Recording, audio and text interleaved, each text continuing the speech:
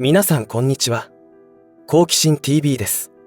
今回の動画はデジタル監視社会の恐怖についてお伝えしていこうと思います。皆さんはデジタル監視社会と共産主義、独裁主義の国家体制と相性がいいということを聞いたことがありますでしょうか。考えてみれば世界中でデジタル監視社会体制が一番進んでいるのは中国ということになりますが、その理由は簡単で、共産主義、独裁主義の下では人権など尊重されないからです。ビッグデータと言われる AI に絶対必要な個人情報などの様々なデータというのは、プライバシーを尊重される国では集まりにくいのですが、そこでも優位ですし、あらゆることと言ってもいいほど何でもできてしまいます。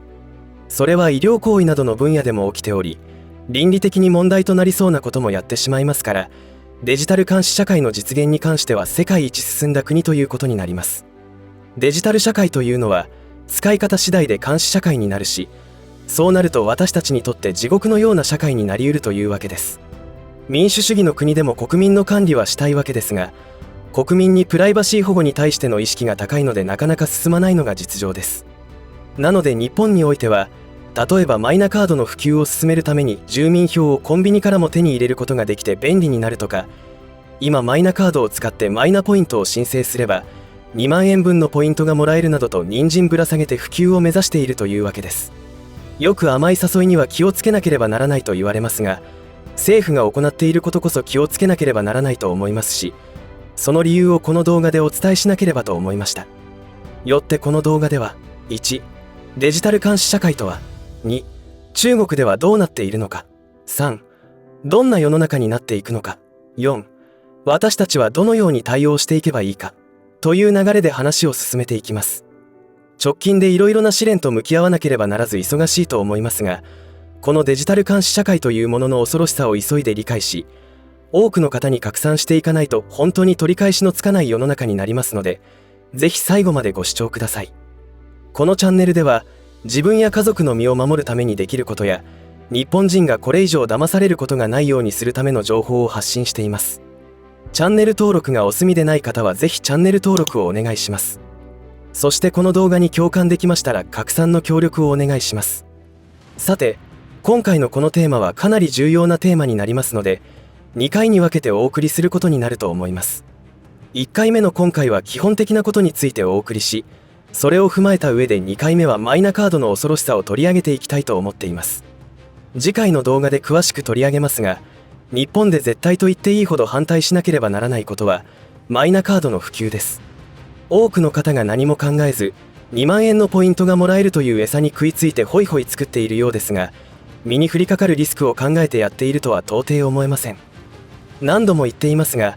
中国という国は本当に反面教師として人間の倫理観についての重要性や、日本文化の優れたところなどを再認識させてもらえるといったように大変ありがたい存在なのです。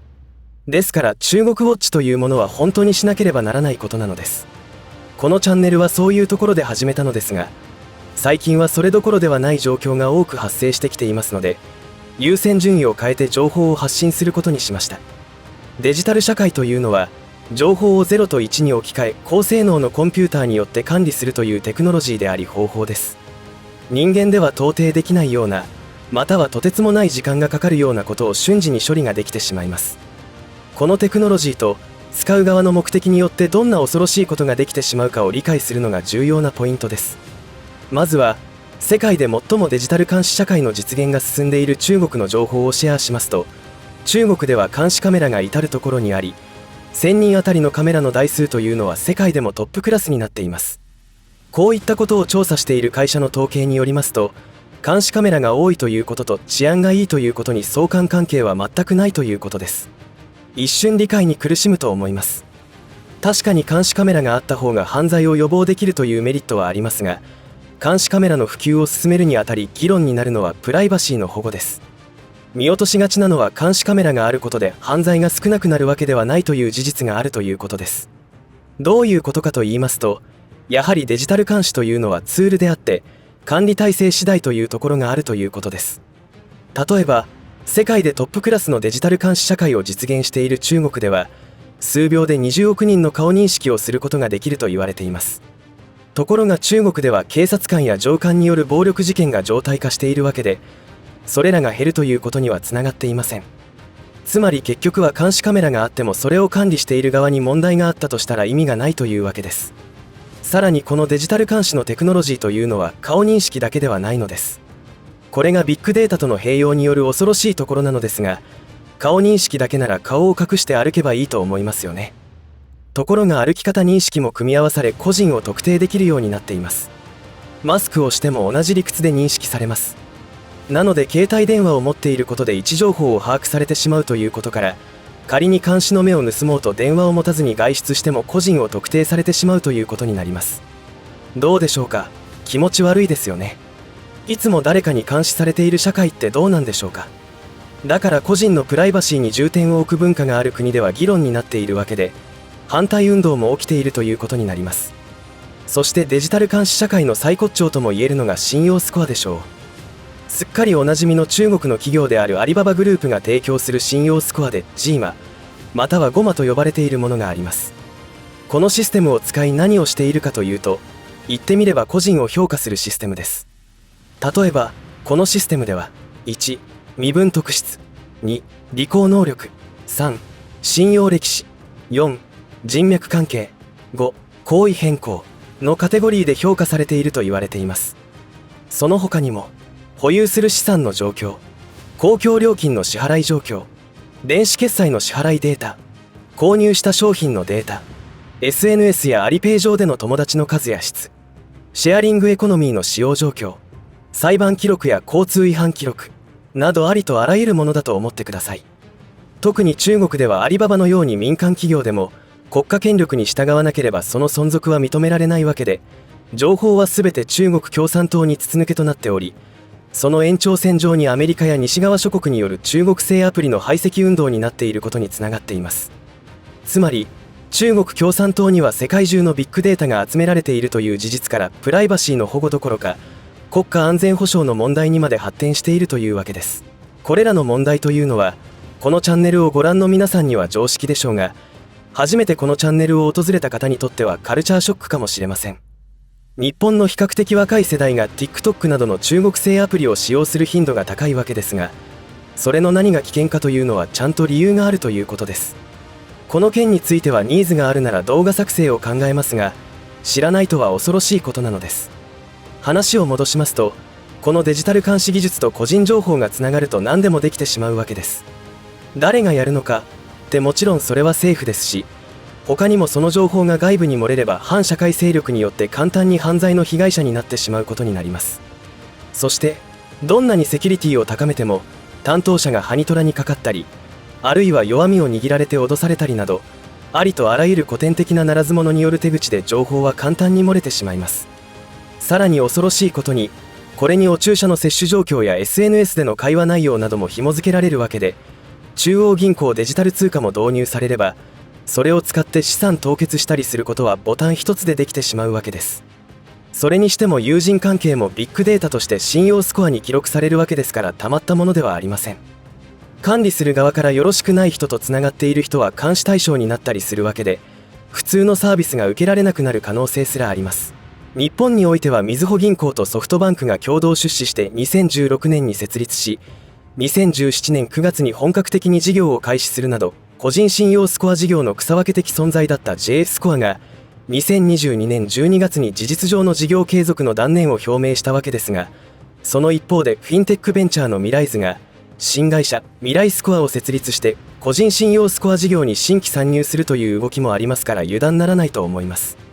それにしても今まで述べてきたようなデジタル監視社会なんて実現するわけはないと普通なら思いますよね。ところが今世界が目指すのは共産化、全体主義だということを忘れてはいけません。そうなると人と人の信頼関係は疑心暗鬼になって崩壊することになるでしょうし、分断も起きることになるでしょう。支配する側は人と人がつながることを監視し、何なら分断させることをするのが常套手段です。デジタル監視技術が共産主義や独裁主義と相性がいいというのはこういうところにもあります。さらに言えば独裁体制を揺るがす可能性のある人物の監視、拘束が可能なわけですが、このことは何を意味しているのかというと、自分が悪いことをしているとかしていないとかの問題ではないのです。管理者、支配者にとって問題があるかないかという基準になるのです。だから地獄が始まるということを言っているのです。これは中国だけが該当する話ではなく、世界規模でデジタル監視社会を実現させようとする流れになっており、最近では強引にことを進めようとしていますよね。もっと言えば世界経済フォーラムに代表される機関というのはグローバリストの集まりであって、彼らが目指すのは全体主義であり共産化です。そんなバカなと思う人はいるでしょうが、今起きているあらゆる事実を目の当たりにしても理解ができないというのは、かなり洗脳が進んでいる状態だと思った方が良いです。おそらく命を取られる瞬間まで理解できないでしょう。では私たちはどうしていけばよいのでしょうか。絶対やらなければいけないのは、マイナカードの普及を阻止しなければいけないと思います。これは簡単で返却すればいいと思います。ちょうど今システムの重大な欠陥が出ているし、いいタイミングではないでしょうか。そして、これらのデジタル社会の実現に対して内閣府にメールをすることが必要です。文面など何でも良いと思います。ひな形を紹介するのは簡単ですが、それをやるよりも皆さん自身の言葉で何に対してなぜ反対なのかということを書いて送信した方が良いと思います。みんな同じ文面だとかえって良くないと思います。そしてこのデジタル監視社会の危険性を知るためにも一人でも多く身近な人にお伝えしてほしいと思います。今世の中がどんな方向に進んでいるのかの認識を広げることが、子どもたちに明るい未来、素晴らしい日本をつなげることができる第一歩だと確信しています。いかがだったでしょうか。このデジタル監視社会が何をもたらすのかについて、すでに情報をお持ちの方や初めて知った方などがいるかと思いますが、知っていることよりもそれらを知ったことで何をしているかの方がはるかに大事であり重要です。今回のテーマについては本当に緊急度が高く重要なことなので2回に分けてお送りしようと思いますが、次回の動画で取り扱うマイナカードは政府が言っている私たちにとってのメリットはデメリット、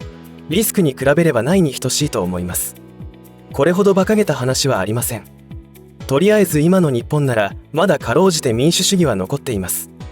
声を上げなければどんどん悲惨な国になってしまいます。より良い日本にするため、子どもたちに希望が持てる社会になるように努力するのが今を生きる大人たちの義務であり責務だと思います。先人たちが命を犠牲にして日本を守ってくださったことで、平和ボケという状態でも普通に生活ができるような時代にしてくれたわけです。これから起きる試練を乗り越えるためにやらなければならないことはたくさんあります。今回の情報についてはもはや都市伝説ではありません。この動画が一人でも多く私たちが置かれている危険な状況について理解ができる手助けになれたらと思います。最後までお付き合いありがとうございました。以上で今回の話は終わりとしますが、皆さんの応援が次の動画作成の力になりますので、いいねボタン、チャンネル登録、通知設定をオンにしていただけると嬉しいです。また、よろしかったらこの動画のシェアをお願いいたします。最後までご視聴ありがとうございました。好奇心 TV でした。